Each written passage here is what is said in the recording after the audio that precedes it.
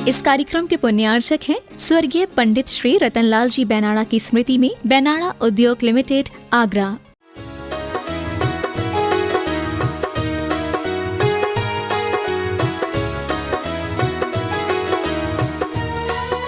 थोड़ा सा देख लेते हैं। दुनिया में आपने कुछ ऐसे लोगों को देखा है जो हमेशा निश्चिंत रहते हैं? देखा है कभी? जिन्हें कोई टेंशन नहीं होता है, जिन्हें कोई फर्क नहीं पड़ता है, वो हमेशा आनंद में रहते हैं। आनंद में रहने के लिए, निश्चिंत रहने के लिए हमें क्या करना चाहिए और किससे बचना चाहिए, कभी ये सोचा है? देखो, टेंशन से तो हर व्यक्ति ऊपर उठना चाहता है, एंजाइटी को जीतना चाहता है, लेकिन वो स्थिति पैदा होगी कैसे? कोई रास्ता आप लोगों ने सोचा है? नहीं पता। तो जिन लोगों को आपने देखा है कि वो बड़े निश्चिंत रहते हैं, कैसे वो निश्चिंत रहते हैं, क्यों निश्चिंत रहते हैं, कभी नहीं सोचा? सोचा तो होगा। क्यों उन्हें भय नहीं रहता, क्यों उन्हें चिंता नहीं रहती?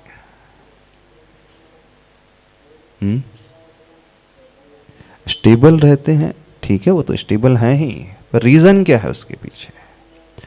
हम रीजन को पहले पकड़ना सीखें जीवन में। पहले भी एक बात कही, ये बात कही थी, उस रूट कॉज को हम समझने की कोशिश करें। वो रूट कॉज हमें चिंतित भी कर देगा और उस रूट कॉज के हटने पर हम निश्चिंत भी रहें।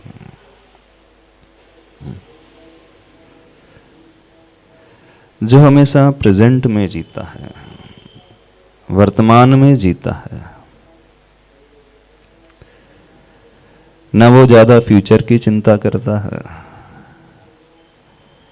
और न ही वो अतीत के बारे में ज्यादा विकल्प करता है। निश्चिंतता अपने भीतर पैदा करने के लिए एक सबसे अच्छा रास्ता है, शास्त्रों में जो आता है। जानते हो कौन सा रास्ता है? उसका यदि हम नाम दे दें, आचार्य भगवंतों ने उसका नाम दिया है विपाक विचय धर्म ध्यान। जो भी मुझे मिल रहा है मेरे ही कर्मों के कारण मिल रहा है, जो भी मुझे मिलेगा मेरे ही कर्मों से मिलेगा, जो भी पास्ट में मिला है मेरे ही कर्मों के माध्यम से मुझे मिला है, और फ्यूचर में भी बिल्कुल ऐसा ही होगा। न मुझे सामने वाला कुछ ज्यादा दे सकता है, न ही वो मेरा कुछ ज्यादा बुरा भी कर सकता है। मैं बहुत कुछ चाहता हूं जीवन में, लेकिन उसे अचीव नहीं कर पाता हूं तो टेंस्ड हो जाता हूं, है ना? आप लोग बहुत कुछ चाहते हैं, जॉब चाहते हैं, पैसा चाहते हैं, फेम चाहते हैं, लेकिन जिसका ये दृढ़ श्रद्धान होगा, एक कोटेशन आपने पढ़ा होगा, समय से पहले भाग्य से अधिक किसी को कुछ नहीं मिलता। पढ़ा है? गीता की शायद लाइन है ना।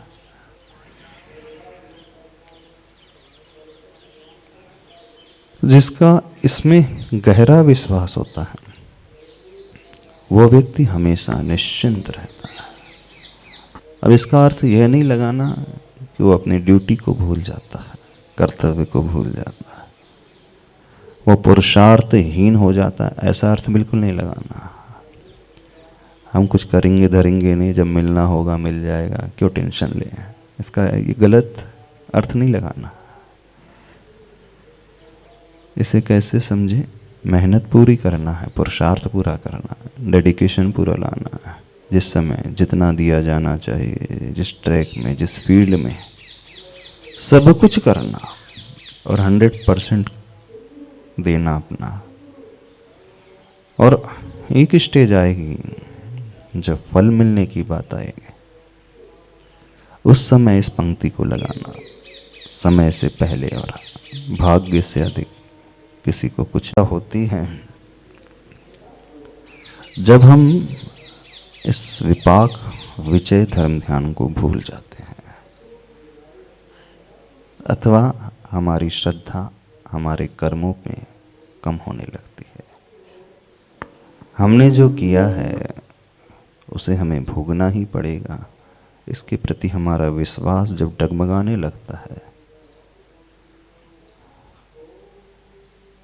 तो व्यक्ति बहुत चिंतित हो जाता है, डर जाता है, हमेशा यही विकल्प करते रहता है, सोचते रहता है क्या होगा, कैसे होगा, होगा कि नहीं होगा। उसको बुला लो, रोहित को, माइक वाले।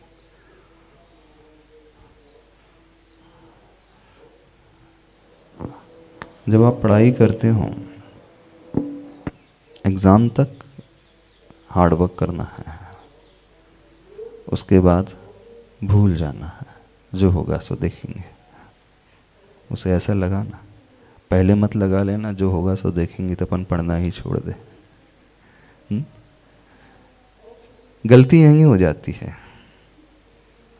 अब हम अपना कर्तव्य पाल रहे हैं, अच्छे से कर रहे हैं, जहाँ रह रहे हैं, जिन लोगों के साथ रह रहे हैं, हमने सब कुछ दिया अपना, जो दिया जाना चाहिए था, जैसा दिया जाना चाहिए था, बिल्कुल दे रहे हैं। अब देते हुए भी सामने वाला उतना नहीं लौटाता है जितना हम देते हैं, तो दिमाग खराब होने लगता है ना, टेंशन होने लगता है, हो जाता है कि मैं इतना कर रहा हूँ, वो तो कुछ करता ही नहीं, मैं इतनी मेहनत कर रहा हूँ, उसके लिए लगा हूँ, वो लौटाता ही नहीं, तभी दिमाग खराब होता है। रिलेशनशिप को लेकर के, फ्रेंड सर्कल में, फैमिलीज में ऐसी होता है। अब हम यहाँ गलती कर जाते हैं कि हमने अपना कर्तव्य अच्छे से पालन किया, अब इसके पश्चात अब हमारे हाथ में कुछ नहीं है। स्टूडेंट के हाथ में कब तक रहता है? जब तक पेपर वो नहीं लिखता। अब पेपर लिख दिया, पढ़ाई अच्छे से किया था, मेहनत की थी, और उसके अनुसार उसने पूरा सब कुछ लिख दिया। अब वह पेपर सॉल्व करने के पश्चात सोचता रहे, चिंता करते रहे, कैसा होगा, होगा कि नहीं, कितने मार्क्स आएंगे, कितना परसेंट आएगा, कितना कट ऑफ जाएगा, ये दूसरा अटेम्प्ट है, ये थर्ड अटेम्प्ट है, तीनों अटेम्प्ट निकल गए हैं, अब लास्ट अटेम्प्ट भी ऐसा ही था, 1% से रह गया था, अब फिर से वही सिचुएशन न क्रिएट हो जाए। अब उस समय वो माला फिरने बैठता है ना। उस समय भगवान का नाम याद आता है। कब याद आता है? एग्ज़ाम के बाद याद आता है, अरे प्रभु अच्छा रिजल्ट अच्छा आना चाहिए, मार्क्स अच्छे आना चाहिए, सिलेक्शन हो जाना चाहिए। अब जब भगवान का नाम लेना था उस समय तो लिया नहीं। अब जब हमारे हाथ में ही नहीं है, जो हमने कर दिया, अब तो मार्क्स उसी पर मिलेंगे कि भगवान के नाम लेने से है 50 के 60 हो जाएंगे, 90 के 98 हो जाएंगे। ऐसा तो नहीं है, ऐसी है। गलती कहाँ करते हैं? ये तो हो गई उस एग्ज़ाम आदि की बात। अब रिलेशनशिप की बात। 2 लोग हैं, 4 लोग हैं, अब हम अच्छा दे रहे हैं, फिर भी वो नहीं लौटा करके देता है, तो उस समय हम ये सोचें ठीक है, मेरे भाग्य में तो नहीं था। एक फियर होता है बॉडी का, बॉडी फिट रहेगी कि नहीं, है ना, कहीं रोग ना हो जाए, बीमारी ना पैदा हो जाए। अभी तक तो बढ़िया चल रहा है, पड़ोस में उस फ्रेंड को बीमारी हो गई है, यंग था, यंग है बिल्कुल, पता चला उसको कैंसर हो गया है, पता चला उसको स्लिप डिस्क हो गई है, पता चला उसको हार्ट में प्रॉब्लम आने लगी है, 30 इयर्स का है। अब उसकी बीमारी सुनते हैं और चिंता हमें पैदा हो जाती है। कितने लोगों के साथ ऐसा होता है? हाँ, कितने लोगों के साथ होता है? आपको कुछ नहीं है, आपको कोई बीमारी नहीं है, लेकिन आपने किसी फ्रेंड की बीमारी सुन ली, हाँ, चिंता आ जाती ना। हाँ, अब हमें क्यों चिंता होना चाहिए? अच्छा, क्लोज वन था, क्लोज वन है, अब उसे हो गई तो हमें ना हो जाए।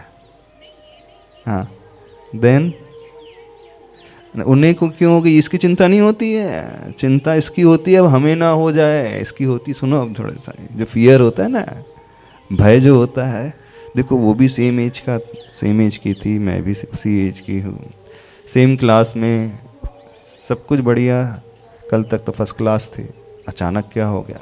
जब उसके साथ हो सकता है तो मेरे साथ हो गया तो वाली बात आ जाती है ना। तो एक फियर उसका है, रोग का फियर। भोगे रोग भयम सुखे क्षय भयम, काये कृतांतात् भयम, माने म्लान भयम, गुणे खल भयम, वंशे कुयोषित भयम, सर्वम नाम भयम भवेद हो वैराग्य मेवा भयम। श्लोक आता है। भोग की सामग्री मिलती है, पैसा आता है, तो वो छूटने का डर रहता है। सुख संपदा मिलती है, शरीर मिलता है, तो उसमें रोग का डर रहता है। अच्छे परिवार, अच्छा संबंध मिल जाता है तो उसका वियोग का भय रहता है। नाम अच्छा हो गया है, मेरा नाम नीचे ना पहुंच जाए, उसका भय रहता है। भविष्य में बड़ों को एक भय रहता है, बहू कैसी आएगी, पोता कैसा होगा। तो दुनिया में सभी को कोई ना कोई भय लगा है, लेकिन एक व्यक्ति होता है जो निर्भय होता है। जानते हो वो कौन होता है? उसमें कहा है वैराग्यमेव अभयम। वैराग्यवान जीव ही भय को जीतने वाला होता है। वैराग्य से मतलब ऐसा नहीं कि साधु सन्यासी ही लगाना। वैराग्य से मतलब जो सिर्फ अपनी ड्यूटी को बहुत अच्छे से फुलफिल करता है और उसके बाद वो छोड़ देता है। यदि आपको याद हो, एक बार एक बात कही थी आप लोगों से, डिटैच्ड अटैचमेंट वाली बात कही थी। अनासक्त रूप से आसक्ति रखना। आसक्ति कहाँ तक? आसक्ति ड्यूटी में, अनासक्ति कहाँ? रिजल्ट में, फल में। पढ़ाई में तो आसक्ति, क्योंकि वो मेहनत करना है। जब एग्ज़ाम के बाद जो रिजल्ट, एग्ज़ाम देने के बाद जो भी टाइम रहेगा, रिजल्ट आएगा, अब उसमें हम कुछ नहीं कर सकते। तो जो हमारे हाथ में नहीं है उसे हम छोड़ना सीखें, जो हमारे हाथ में है वहीं तक हम जुड़ना सीखें। संबंधों की बात है, आपके हाथ में आपका कर्तव्य का पालन है, ड्यूटी का परफॉर्मेंस है। तो आपने संबंध बनाने के लिए सब कुछ किया, सेवा की, मेहनत की, सब कुछ किया, यही आपके हाथ में है। अब सामने वाले से लौट करके क्या मिलेगा ये हमारे हाथ में नहीं। ये किसके हाथ में? इसे कहा जाता है भाग्य के भरोसे छोड़ दो। ये तब लगाते हैं डिटैचमेंट की भावना, अथवा समय से पहले भाग्य से अधिक कुछ नहीं मिलता। इस स्टेज में से इम्प्लीमेंट करना इस सूत्र को। तो हमें यह पता होना चाहिए कि कहाँ तक हमारे भीतर राग हो और कहाँ हमारे भीतर वैराग्य का भाव हो जाए, कहाँ तक हम जुड़ें और कहाँ हम अपने आप को छोड़ दें। वैराग्य से मतलब डिटैच हो जाना, छोड़ देना, कोई अपेक्षा नहीं रखना। और जो व्यक्ति ये प्रोसेस समझ लेता है, यानी उसे जब ये समझ में आ जाता है कि अब इससे मुझे छोड़ देना है, रिजल्ट जो होगा सो होगा, अब देखूंगा, अब इसमें मैं कुछ कर ही नहीं सकता। कुछ कर सकते हो परीक्षा देने के बाद? कुछ नहीं कर सकते। कुछ लोग कहेंगे हाँ कर सकते हैं, टीचर को खिला पिला करके है ना, सेटिंग करके। नहीं, अभी न्याय नीति की बात चल रही। तो हमारे हाथ में एक स्टेज तक ही लिमिट होती है, कार्य करने की क्षमता होती है, और उसके पश्चात हमारे हाथ में कुछ नहीं रहता।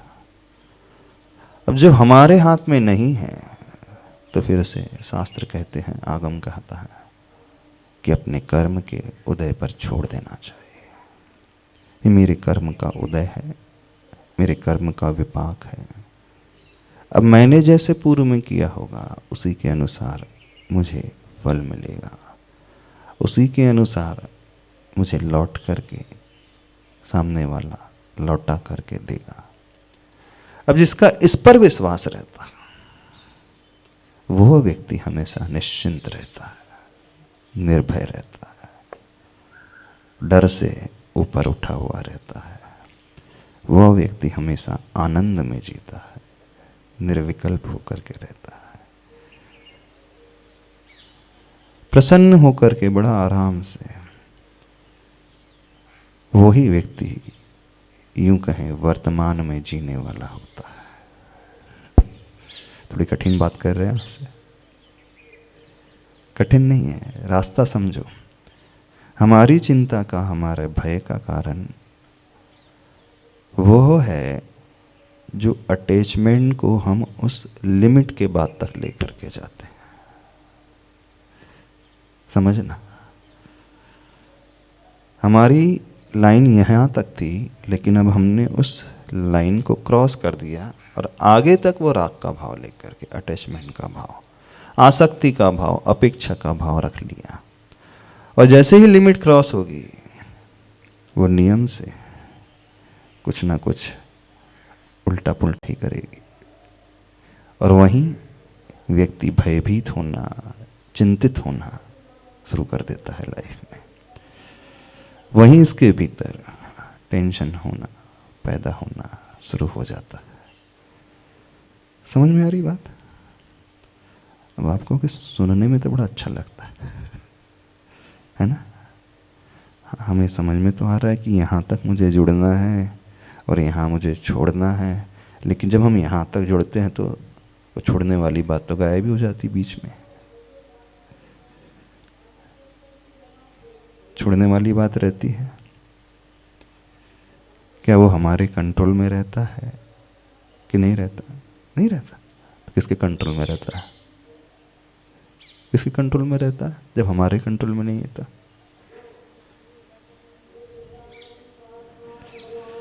ये तो हमारे ही कंट्रोल में होना चाहिए।